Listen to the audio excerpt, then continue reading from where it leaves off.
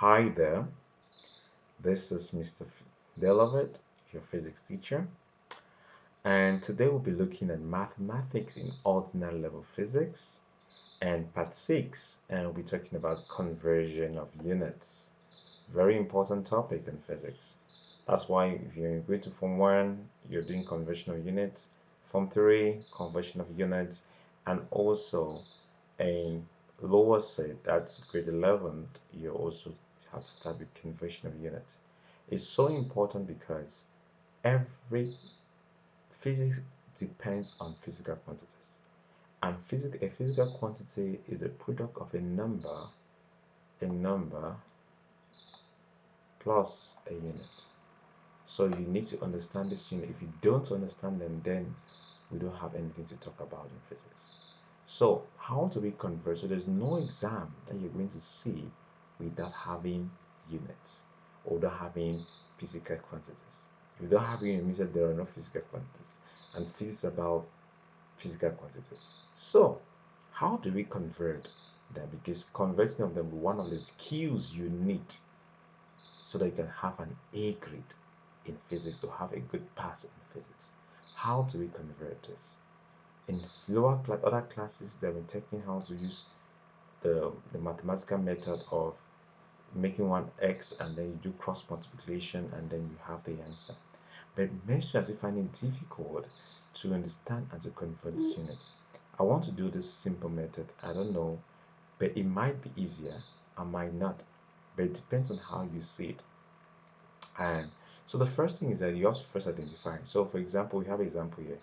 Convert 2 horsepower to watt.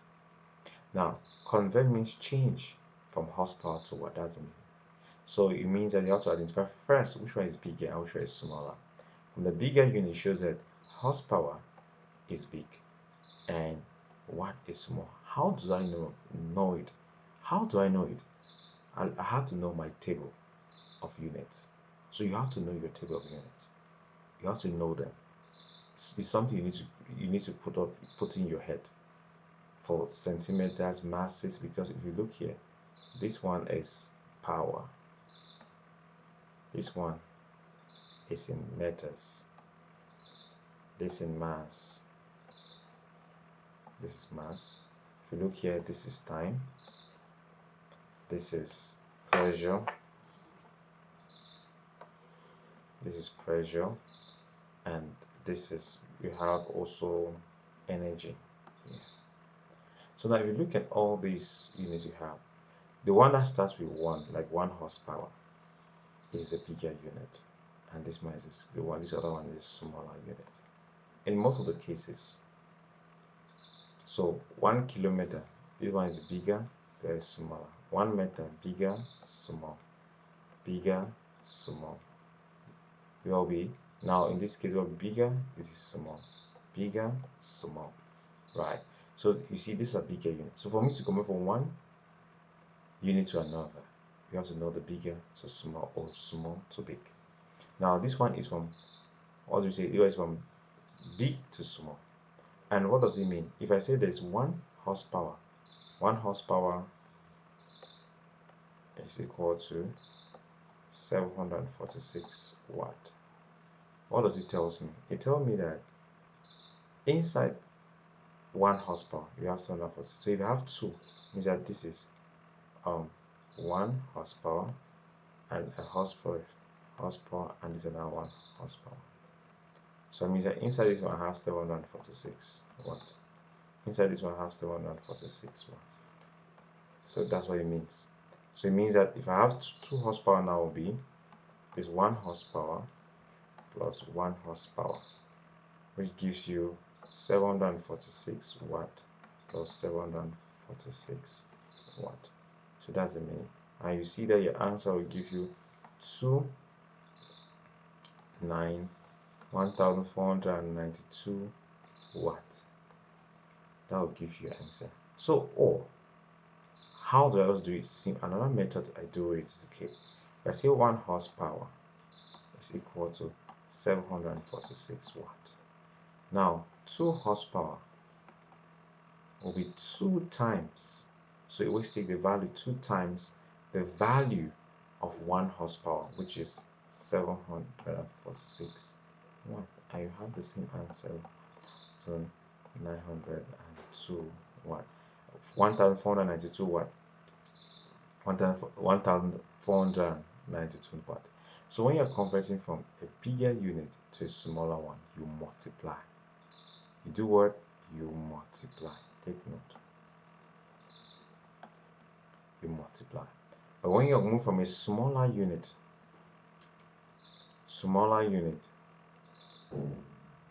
to bigger, you divide. You divide. You change the color, so you divide. So very important. You divide.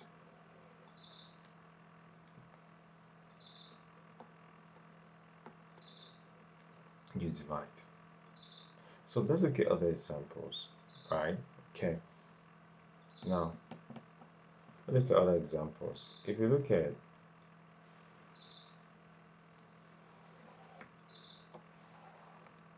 okay, let's see. Convert 2 kilometers to meters. Now, kilometer is bigger. This one is smaller.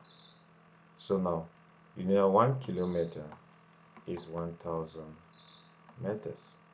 So how do we go about it? Now you say 2 kilometers now will be, so you have to multiply because they move from bigger to smaller. It will be 2 times 1,000 meters, which should give you what? 2,000 meters. Now, if you're converting, let me say 20 grams to kilogram.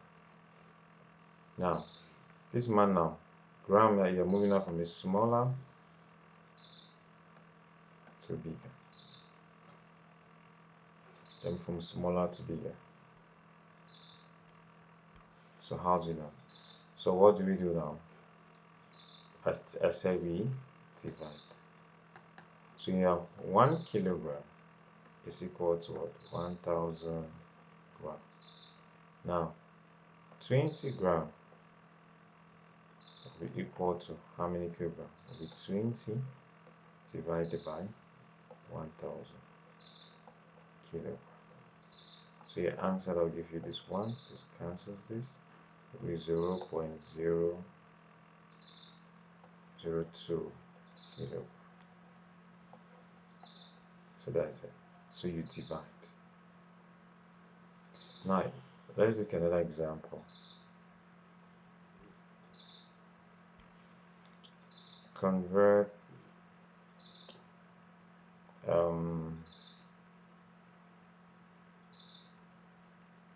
2,000 seconds to hours. Now, how do you do this?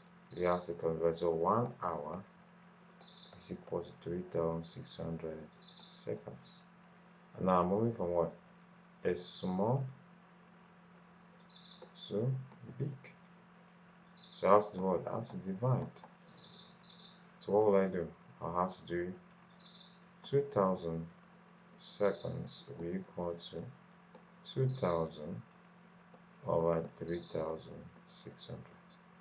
One cancels this one cancels this.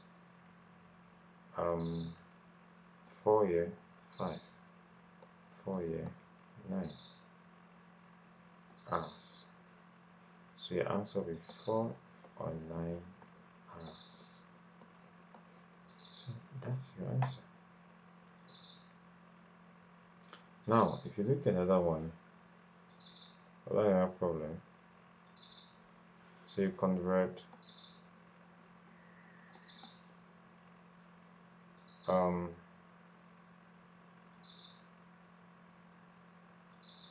20 kilowatt to joules.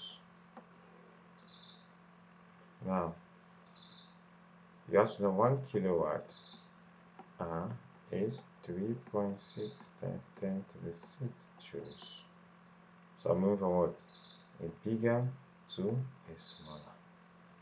So you have to do what? You multiply. So 20 kilowatt hour will be equal to 20 times 3.6 times 10 to the 6 joules. Now what do we have? With 20 times 3.6, we have 2 power 1, have 7.2 times 10 to the 7th joules. That's the answer you're going to have. So that's how simple as it is. So conversion of units is so important that you need to know about it. So take these assignments and try to do them. Let me change the color. Yes. Okay. So this is exercise. You can do this exercise. So you have convert 2000 meters to kilometers. Convert 20 Pascal to Newton per meter. 3. Convert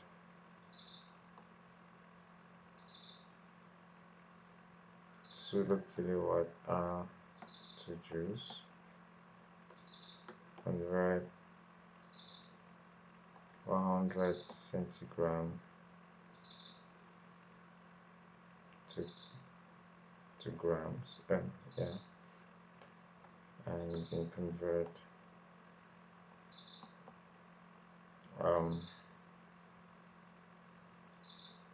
20 kilogram to gram. So there are many different ways of you can put the problems to yourself.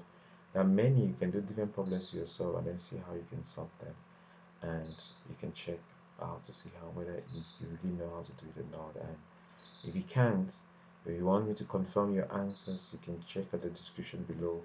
Check, join our WhatsApp group for you to better understand, or you put in the comment section so that I can make a video or the various things that you want me to do so that I can better, help you get the A's and the wonderful grades that you want to have in physics. Thank you for watching once more, and stay tuned for part 7 of our mathematics in ordinary level physics. Thank you.